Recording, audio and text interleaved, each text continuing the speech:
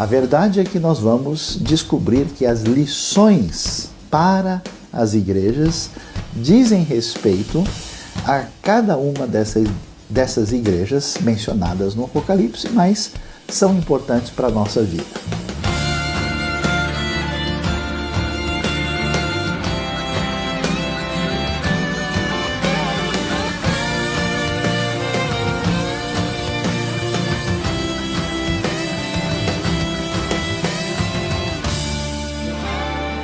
A cidade de Éfeso é uma das ruínas romanas mais imponentes que nós podemos encontrar aqui na Turquia. É impressionante ver a fachada da biblioteca de Celso, a terceira mais importante e maior biblioteca do mundo antigo. É impressionante poder ver a grandiosidade dessa cidade, com uma população de cerca de 250 mil habitantes, uma cidade que foi central no ministério de Paulo, onde ele gasta cerca de 3 anos para ensinar o Evangelho de Cristo nessa cidade estrategicamente tão importante. Aqui também nós vamos ver um dos textos tão importantes ligados ao Apocalipse, até porque mais tarde aqui será o centro da atuação do apóstolo João, o autor do livro do Apocalipse. Vale muito a pena observar que nesse lugar tão significativo e valioso, onde estava uma igreja cristã tão valiosa, é aqui que nós vemos abrir aquilo que vai aparecer como a primeira das 7 cartas às igrejas da Ásia, que é a carta exatamente à igreja de Éfeso, que tem uma mensagem fundamental, aquilo que atinge a sua vida, a minha vida, o problema de perder o primeiro amor. É necessário arrepender-se, voltar atrás, voltar ao amor original e manter a sua integridade diante de Deus. Éfeso é elogiada por rejeitar a idolatria, a vida equivocada daqueles que eram chamados de nicolaítas, e também aquele que certamente mantém a sua fidelidade ao Cordeiro, aquele que é o leão de Judá, certamente vai ser premiado com aquilo que evoca as origens da relação de Deus com o homem ali no Jardim do Éden, no livro de Gênesis, porque eles participarão, comerão da árvore da vida. Entendendo a realidade do Apocalipse, do cristianismo primitivo, aqui em Éfeso, a cidade mais impressionante da antiga Ásia Menor, onde Paulo e João anunciaram a palavra de Deus, o Evangelho de Cristo.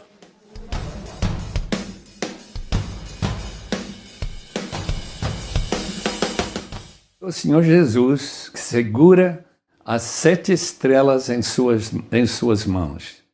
Essas 7 estrelas representam as 7 igrejas que vão receber as cartas que vão continuar nesse livro de Apocalipse. E a primeira igreja mencionada aqui é a igreja de Éfeso, para o qual Jesus manda esta primeira carta. A carta é enviada ao anjo da igreja. Quem é esse anjo? Não é com certeza o pastor, já que em Apocalipse anjo é anjo. Mas como que está relacionado esse anjo com a igreja, nós ficamos assim adivinhando. Com certeza tem uma importância muito grande. Agora, estas palavras são as palavras que aquele que tem as estrelas na mão, que é o Senhor Jesus, está passando para aquelas igrejas que são os candelabros. Conheço as suas obras. As obras da igreja de Éfeso eram obras árduas. A pessoal lá trabalhava bastante, era uma igreja importante. Uma igreja que mantinha uma rotina que realmente importava para o povo. Era uma igreja que tinha um comércio tão importante em termos de ser reconhecido em toda a cidade. Essa igreja, a igreja de Éfeso, que começou com esse amor tão árdua, tão intensa, um amor que levou pessoas a queimar esses livros que valiam 50 mil denários, que era muito dinheiro. Agora é uma igreja que não admite doutrina errada, não admite apóstolos, dos quais nós conhecemos no capítulo 11 de 2 Coríntios. E Paulo também fala sobre aqueles que apareceram reivindicando que eles eram apóstolos, quando de fato não eram. E não somente isso, mas era uma igreja que perseverava, uma igreja que mantinha seu trabalho de evangelização, seu trabalho árduo, aquela igreja que era uma igreja que daria para impressionar qualquer pessoa que visitasse aquela igreja. Mas o Senhor Jesus não ficou tão bem impressionado com aquela igreja. Agora vem aquela parte de condenação. Quando você, porém, tem isto, você abandonou o seu primeiro amor. Não é difícil entender a diferença entre quem mantém, por exemplo, um sistema, uma rotina, uma maneira de agir, mensagens que não afetam as pessoas, que não alcançam o coração. Esse foi o problema em Éfeso agora. Começou com grande amor. Aqueles jovens que saíram para evangelizar e abrir igrejas em toda a Ásia, aqueles indivíduos que ficaram ao pé do apóstolo Paulo e gastaram horas ouvindo ele dia após dia, o resultado foi que a igreja tinha perdido esse entusiasmo pelo Senhor. Uma coisa a seu favor, diz o texto, que vocês odeiam a prática dos nicolaítas, como eu também os odeio. Quem eram eles? Nós não sabemos, não temos nenhuma informação sobre eles. Aparentemente era um tipo de gente que queria dominar, pelo menos a palavra em grego significa isso. Agora, para o vencedor, o Senhor Jesus oferece comer lá no paraíso da árvore da vida. Essa árvore que foi proibido Adão e Eva depois deles caírem no pecado. Vencedor, aquele que reconhece sua falta de amor e vai voltando e se arrependendo e chegando a praticar as obras que se praticava no início. Talvez mais oração, mais dedicação, talvez evangelização, talvez mais arrependimento quando a gente caía no pecado. Em outras palavras, a igreja de Éfeso tem entre eles também as possibilidades de arrependimento e de pessoas que vão lá para o paraíso, quando Jesus chamar-los, para eles também participar nessa árvore da vida. Nós também temos esse privilégio. E aquilo que ele fala para a igreja de Éfeso e para todas as igrejas, já que essas cartas foram preservadas para nós e para toda a igreja, desde a época de Éfeso, são abençoados com essa palavra do Senhor, tanto aquilo que ele aprecia e aquilo que ele condena. Sejamos muito atentos à palavra de nosso Senhor Jesus Cristo, porque a Ele que nós queremos servir e agradar.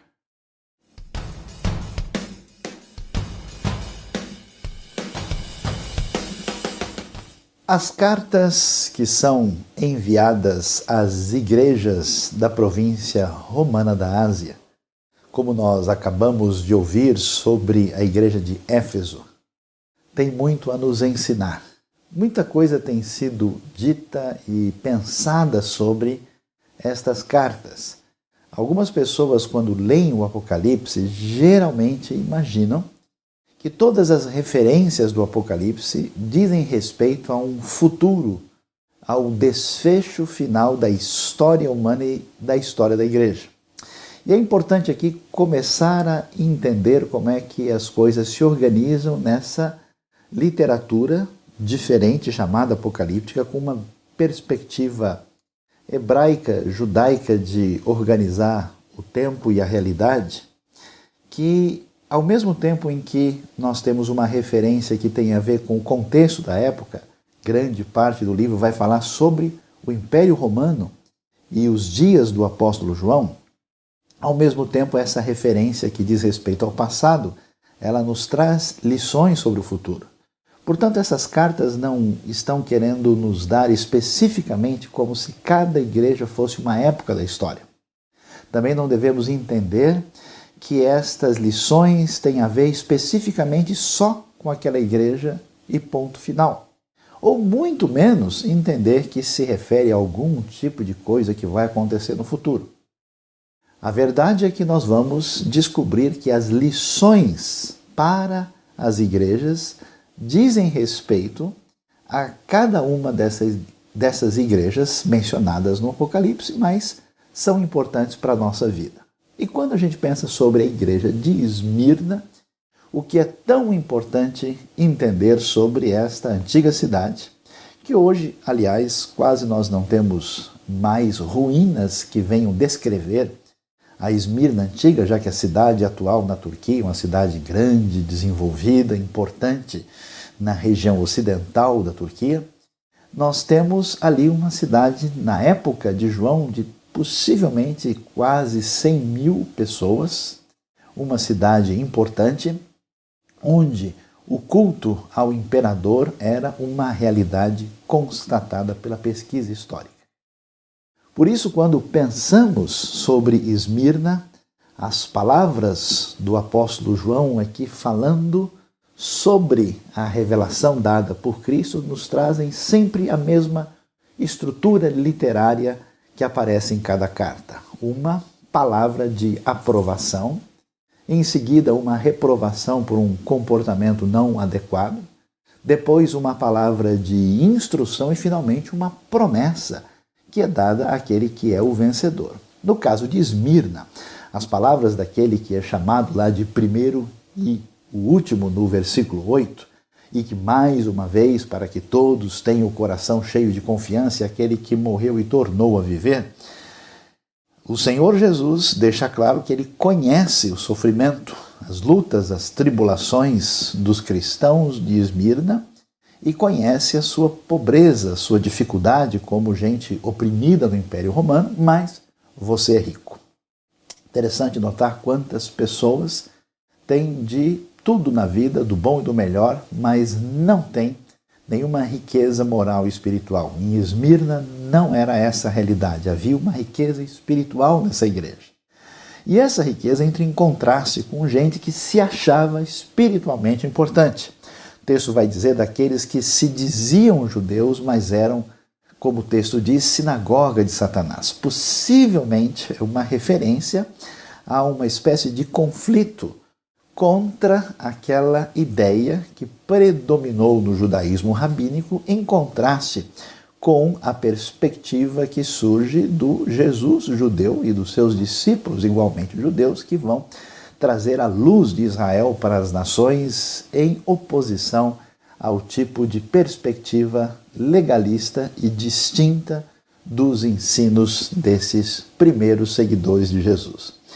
E o elogio de Esmirna vai mais adiante. Eles não deveriam temer, a fidelidade deles tinha provocado a ira diabólica. Interessante aqui ver que por trás do cenário político, por trás do cenário que parece só sociologicamente explicado, há uma realidade espiritual. O poderio romano não é só romano, não é só questão de política e de força militar. Existe uma ação espiritual ante Deus. O diabo estava para lançá-los na prisão e eles haveriam de ser presos e ser presos durante apenas 10 dias. Quando a gente lê 10 dias, o que isso significa? Vamos entender o Apocalipse, que se inspira muito em Gênesis e em Êxodo. 10, especialmente em Gênesis, tem um sentido de um tempo completo, de um número completo. As genealogias de Gênesis sempre têm 10 nomes. A ideia é um tempo completo que tem o fim, ou seja, essa perseguição não vai durar para sempre. Por isso a proposta, a palavra, a convocação, o ensino é: seja fiel até a morte.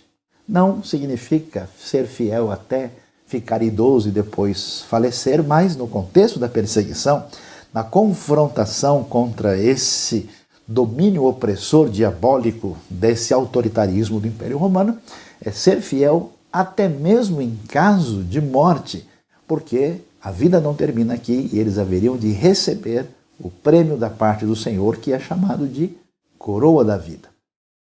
Por fim, vamos ver em Esmirna claramente a ideia que aquele que tem ouvidos ouça o que o Espírito diz às igrejas. Palavra reforçada, reafirmada no final de cada uma das cartas. O vencedor de modo algum sofrerá a segunda morte. Qual é o grande desafio de seguir a Cristo? É imaginar que nós podemos sair, no final das contas, perdedores. Qual é o pior prejuízo? Morte física? Isso não assusta quem segue a Jesus. Qual é o pior prejuízo além da morte física? É morte final espiritual diante de Deus. A promessa para aqueles que são fiéis em Esmirna e para a sua vida, para a minha vida, é que aquele que é vencedor e não abre mão dessa fidelidade vencerá não só a morte física, mas o perigo de morte espiritual.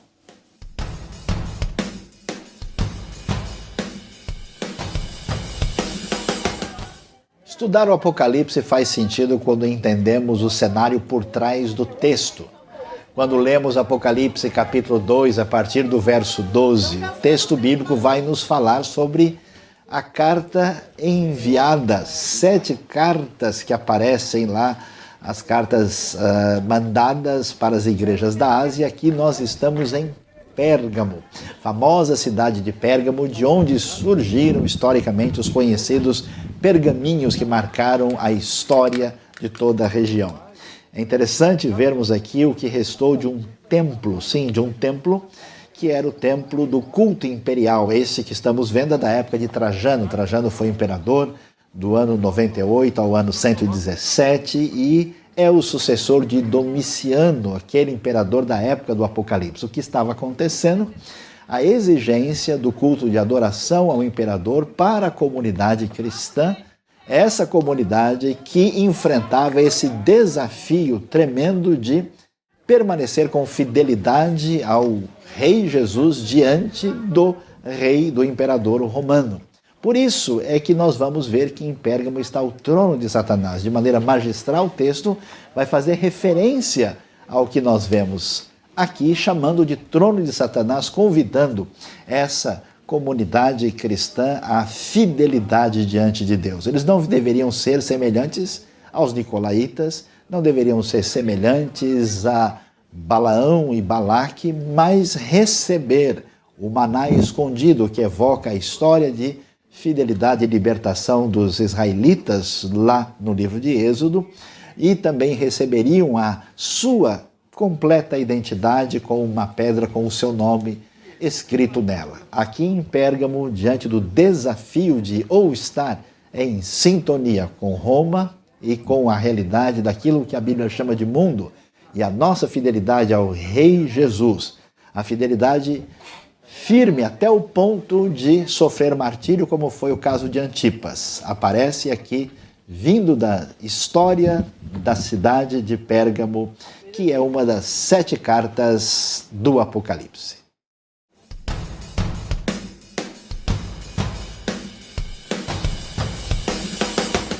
Ao anjo da igreja em Pérgamo escreva: agora passamos para o interior.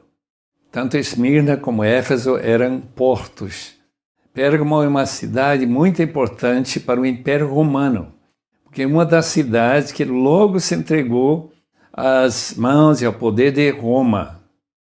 Essas são as palavras daquele que tem a espada. São Jesus Cristo que tem a espada que sai de sua boca, já mencionado no primeiro capítulo.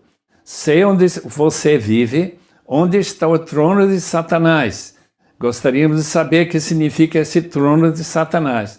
Aparentemente, esse trono está relacionado com um lugar de adoração, especialmente para a religião de Roma, porque Roma queria utilizar a religião para consolidar o interesse que o povo tivesse em manter Roma em ascendência. E, contudo, você permanece fiel. Mesmo ali, a igreja não vai se curvar diante desses ídolos, diante dessas religiões falsas, mesmo a religião que era promovida pelo próprio império. Renunciou sua fé? Não, de forma alguma. Os irmãos de Pérgamo eram pessoas fiéis, e especialmente pelo fato que foi a única igreja que tinha um mártir. Esse senhor Antipas, não sabemos nada sobre ele, além do fato que ele foi fiel testemunha. Foi morto na cidade, morto por causa do amor a Cristo e não se curvar diante dos poderes, inclusive de Satanás que habita naquele lugar. É impressionante a ideia de que Satanás habita em certos lugares, onde ele é adorado através dos ídolos. Os ídolos não são nada, mas Satanás é adorado através deles, esses poderes demoníacos.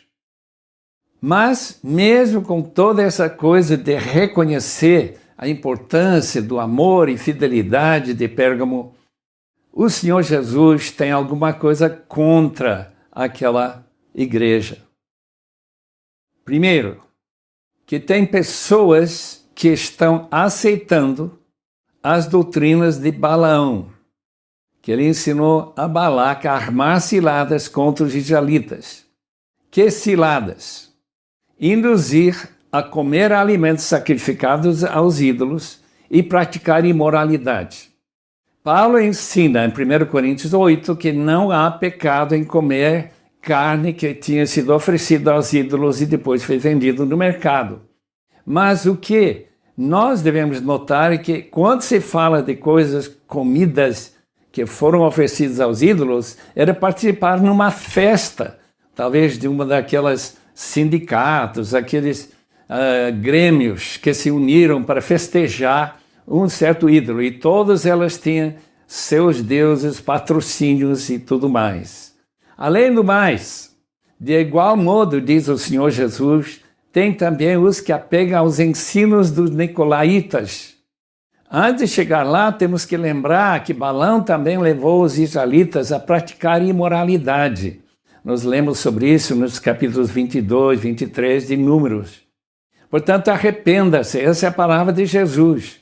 Não continua aceitando essas falsas ideias que estão apresentadas aí, que o Evangelho não fala de santidade, de uma vida de dedicação ao Senhor. O Senhor está para vir, em breve, e lutarei contra a igreja com essa espada que está na sua boca. Ele vai condenar com esse juízo que ele vai passar para aquela igreja de Pérgamo. Aquele que tem ouvidos, ouça que o Espírito diz às igrejas. As igrejas precisam tomar conhecimento, sim, de ouvir, mas também de praticar e de se arrepender. Aqueles que vivem segundo aquilo que a palavra de Deus vem trazer, aquela palavra que Jesus deu para a igreja de Pérgamo, esse vencedor será galardoado com maná escondido. Nós não temos muita ideia sobre isso, só que tem alguma coisa de grande importância, porque maná é um alimento celestial. Podemos até dizer angelical. E esse maná escondido, como antes era escondido na arca, ficaria à disposição daqueles que amam ao Senhor Jesus e não se entregam a essas doutrinas e também a Balaão. Também lhe darei uma pedra branca como um novo nome, nela está escrito apenas aquele que vai receber. A pedra branca era usada na época para ter entrada, por exemplo, numa festa de casamento, e esta festa que vai se realizar no capítulo 19, a festa das bodas do Cordeiro, está lá na nossa frente, na volta de Cristo. E essa pedra branca lhe dá acesso a esse lugar maravilhoso. Quem é vencedor é galardoado. Quem não vence é condenado.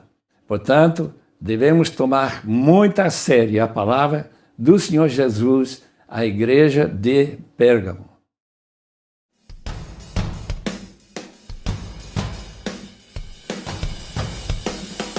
A quarta igreja que é mencionada em Apocalipse capítulo 2, que vai ser o desfecho deste segundo capítulo, é a igreja de Tiatira. Cidade de Tiatira, que ficava aí entre Pérgamo e Sardes, uma cidade onde restam apenas poucas ruínas da Tiatira antiga, hoje na atual Turquia. Akhisar é o nome da localidade que preserva a referência concreta do passado da cidade que é mencionada aqui pelo Apocalipse de João. E como nós vimos no que tem acontecido com as outras igrejas, da mesma maneira aparece aqui as palavras daquele que é chamado de Filho de Deus. E é interessante o destaque logo no início, porque os seus olhos são chama de fogo e os pés são bronze reluzente, retomando a visão do capítulo 1 e enfatizando a ideia de pureza e de julgamento e de juízo que aparece na figura de Cristo. Prosseguindo, o capítulo 2, verso 19, vai falar daquilo que aparece como os elementos positivos destacados pelos cristãos de Tiatira. As obras, o amor, a fé, o serviço e a perseverança deles estão sendo destacadas aqui, até porque eles estão fazendo mais do que o começo da sua trajetória de fé, mostrando esse crescimento. Mas assim como em todos os cenários, nós temos aspectos geralmente positivos e aspectos negativos que são sérios e vitais também em Tiatira. A palavra é muito clara e vai destacar uma figura absolutamente assustadora na nossa compreensão da história antiga, que é Jezabel. Quem é essa Jezabel? Seria a Jezabel do Antigo Testamento que ressuscitou e invadiu o cenário de Tiatira? Certamente que não. É interessante, é valioso, é importante entender o Apocalipse e descobrir que esses elementos da história antiga servem como referência de compreensão do tempo presente para nos dar esperança para o futuro. Da mesma forma como Deus foi poderoso e fiel para sustentar o Israel da primeira aliança, esse mesmo Deus age com poder agora, e as figuras que envolvem o mal aparecem representadas aqui por essa Jezabel, que é apenas o nome de uma pessoa envolvida com toda maldade e perversidade que aparece lá. Com o ensino dela, diz o texto, ela estava influenciando os cristãos de Tiatira à imoralidade sexual e a comer alimento sacrificado aos ídolos, mostrando essa tendência pagã que envolve esse contexto do cenário pagão romano de idolatria envolvido com imoralidade. E, como sempre acontece com a paciência divina, ela recebeu um tempo para se arrepender, mas isso não aconteceu, por isso a palavra de julgamento é muito séria. Ela fica doente e recebe um tempo para o arrependimento. Como isso não acontece, o juízo está estabelecido e os seus filhos serão mortos. Muito seguramente, é a ideia dos discípulos que acompanham esse pensamento sem limites morais e limites corretos de comportamento diante de Deus. O julgamento estaria chegando lá. E aí sim todos saberão que aquele que é o Senhor Jesus tão bondoso e cheio de amor também é aquele que traz julgamento para aqueles que, desanimados, resolvem abrir mão da sua fidelidade e se comportar como os romanos que não conheciam a Deus e os demais gentios. Prosseguindo, nós vamos ver que outra referência aparece nessa reprovação. Havia em Tiatira aqueles que são chamados como os que conhecem ou aprendem os profundos segredos de Satanás. Eles que são fiéis não devem seguir isso. Possivelmente essa é uma referência, além dessa ideia da imoralidade e da idolatria, daqueles que estavam envolvidos com um pensamento próximo do jeito gnóstico de pensar, que acreditavam numa espécie de ascese espiritual que tinha nada a ver com o cristianismo bíblico e envolvia uma ideia mais grega, quase que platônica, que representava um afastamento da verdadeira fé. Portanto, a palavra é simplesmente clara da parte de Cristo. Vocês, cristãos de Tiatira, vocês, cristãos dos nossos dias, apeguem-se com firmeza aquilo que você tem, baseado naquilo que Deus nos revelou. Então, nós vamos observar o que a palavra nos traz com essa referência àquilo que deve ser tido com firmeza. Portanto, nós encerramos o capítulo 2 falando dessa quarta igreja, e algumas coisas devem ser claramente percebidas pela nossa compreensão aqui de Apocalipse. O que é importante destacar? Esses cristãos agora têm a visão mais clara de quem é Jesus de verdade. Qual é a visão que você tem do nosso Mestre Senhor, Juiz, Vencedor, Soberano, Grande Rei? Ele sabe que apesar do sofrimento, do aparente domínio romano, Deus sabe de todas as coisas, como Ele sabe da sua vida e das crises do nosso mundo nos dias de hoje. Eles têm a consciência clara de que nós estamos num cenário de luta. Essa visão de dualismo cósmico, de batalha entre o bem e o mal, são uma realidade. Há uma luta entre aqueles que estão ligados a Deus e a Cristo e os que não estão, uma luta do bem contra o mal. Você precisa ter essa percepção da realidade. Nesse processo, sabendo disso, você não pode abandonar a sua prática de vida diante de Deus. Tem muita gente que é cristão de mente, que é cristão de tradição, que é cristão por comodidade. Apocalipse nos convida a uma prática de vida e o alerta é muito claro para todos nós. Cuidado para que você também não seja, como muitos, reprovado conforme a advertência da palavra de Deus.